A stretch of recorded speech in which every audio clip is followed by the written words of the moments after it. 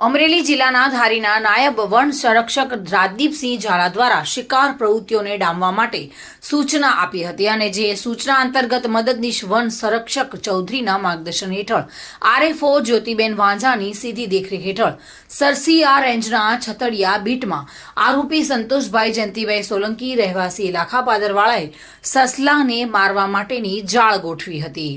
અને સસલાના શિકારની રાહમાં બેઠો હોવાથી અને વન વિભાગના રાઉન્ડ ફોરેસ્ટે